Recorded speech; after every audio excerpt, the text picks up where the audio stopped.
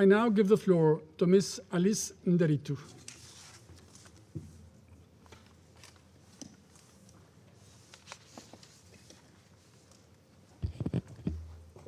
Thank you.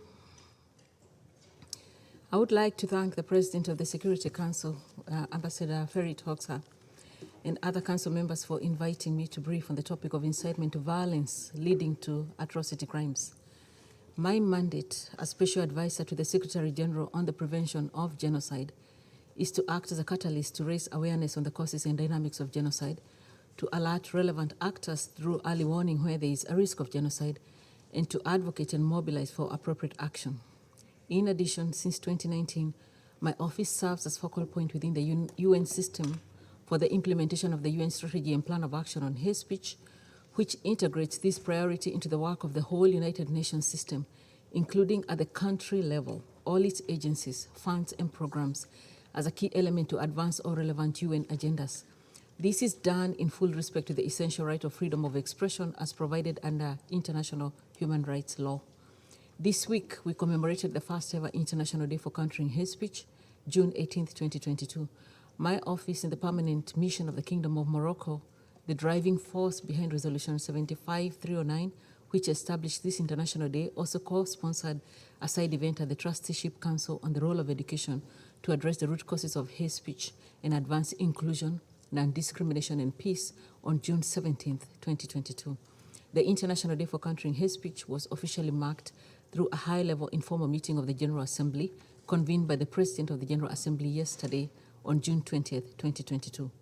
Mr. President, we all know from history the devastating impact that incitement to discrimination, hostility, or violence, hateful and divisive narratives can have in generating hatred and incitement to violence. We saw it in the lead up to the Holocaust, in Rwanda in 1994, and in Bosnia-Herzegovina in 1995. My office also works with tech and social media companies so that they adequately fulfill their responsibilities in addressing hate speech on their platforms and align their policies with the international human rights standards, strengthen their commitment to put the protection of human lives at the forefront. My office has developed guidance and policy, including on addressing and countering COVID-19 related hate speech, and in the last few months, Holocaust and genocide denial as hate speech and gender-based hate speech. Mr. President, the Convention on the Prevention and the Punishment of the Crime of Genocide, adopted on 9 December 1948, emerged out of the shadows of the Holocaust. The International Convention on Civil and Political Rights says advocacy of national, racial, or religious hatred that constitutes incitement to discrimination, hostility, or violence shall be prohibited by law, and the direct and public incitement to genocide is a crime prohibited under international law. These also represent indicators of risk and potential triggers for the commission of atrocity crimes in the framework of analysis for atrocity crimes, the methodology that my office uses for analysis. Indeed, the 1948 Convention on the Prevention and the Punishment of the Crime of Genocide specifically identifies as punishable offenses conspiracy to commit genocide, direct and public incitement to commit genocide, attempt to commit genocide, and complicity in genocide. The prevention of genocide, crimes against humanity, and war crimes is a legal obligation for states under international law. Mr. President, United Nations intergovernmental organs have held meetings and adopted several decisions since the start of the conflict in Ukraine. The Secretary General has visited the region and called for a cessation of hostilities, remained fully engaged with key actors, including the governments of the Russian Federation and Ukraine, reiterating the message that there is no alternative to diplomacy. I have advocated publicly and privately in my engagement with a range of member states for the need to reinforce prevention and accountability efforts. In a statement dated 18th March of 2022, I acknowledged the 16th of March 2022 order by the International Court of Justice, ICJ, indicating provisional measures in the case concerning allegations of genocide under the Convention on the Prevention and Punishment of the Crime of Genocide. I echoed the court's pronouncement that state parties must implement their obligations to prevent and punish the crime of genocide in good faith and act only within the limits permitted by international law and in conformity with the spirit and aims of the United Nations. The court spoke, and it's imperative that the provisional measures it indicated are implemented in full and without delay to prevent further loss of life. I also call for the cessation of hostilities and the protection of civilians. I echoed concerns by other senior United Nations officials at the heightened risks of sexual violence, especially trafficking in persons, significantly impacting women and children.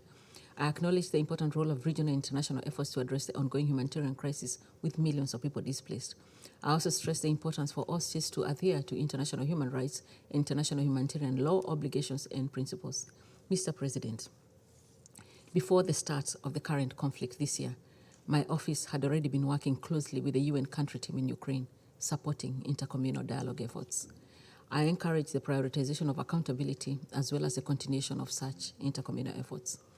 On April 14th, I reiterated my strong concern at the continued deterioration of the situation in Ukraine, with continued loss of life and intensification of the suffering, called on all in a position of influence and those who can effect real change on the ground to redouble their efforts to contribute to the restoration of peace. I called on religious leaders to use their influence to support efforts to solve the ongoing conflict, not to inflame it further. I reminded them, as I reminded other actors, that advocacy of national, racial, or religious hatred that constitutes incitement to discrimination, hostility, or violence is prohibited under international law. Mr. President, pursuant to its Resolution 49-1, the Human Rights Council established the Independent International Commission of Inquiry, which complements the important work of the Human Rights Monitoring Mission of the Office of the High Commissioner for Human Rights in Ukraine. The Commission is mandated to, among other things, investigate all alleged violations and abuses of human rights and violations of international humanitarian law, and to establish the facts, circumstances, and root causes of any such violations and abuses, and to collect, consolidate, and analyze evidence of such violations and abuses, including their gender dimension, in view of any future legal proceedings. At the same time, the Office of the United Nations High Commissioner for Human Rights continues to document civilian casualties and the impact of hostilities, monitors in terms of freedom of movement, and receive and report on allegations of human rights violations. Added to this, the 34th Special Session of the Human Rights Council in May 2022 was devoted to Ukraine and called inter alia for the cessation of hostilities. The prosecutor of the International Criminal Court has also announced his decision to open an investigation into the situation in Ukraine. Mr. President, serious allegations have been raised, including indication of the possible commission of genocide and war crimes. The determination of the commission of the crime of genocide can only be made by a court of competent jurisdiction. My office does not carry out criminal investigations on specific incidents, present or past. Without judicial or quasi-judicial powers, my office does not determine whether specific situations, either ongoing or from the past, legally qualify as the international crimes of genocide, crimes against humanity, and war crimes. In my role as a special advisor on the prevention of genocide, my main responsibility is prevention, not adjudication. Yet, serious allegations of commission of international crimes in themselves constitute indicators of risk of commission of such crimes. For this reason, I cannot but reiterate my call to put an end to this war, to ensure the protection of civilians, and to accelerate diplomatic efforts to make both possible. Prevention focuses on the future and on the past too, and the outpouring of hostility in response to this war means we must work harder to protect everyone. Mr. President, war is a problem created by humans that humans have the capacity to solve. History has produced individuals and collective bodies who ended wars. Many people believe in the United Nations and envision a world where peace, justice, and non-violent relations prevail. We need the membership of the Security Council and concerned parties to articulate an inclusive vision, propose a roadmap towards ending this war, a roadmap that considers that peace is itself a process that is not indifferent to injustice.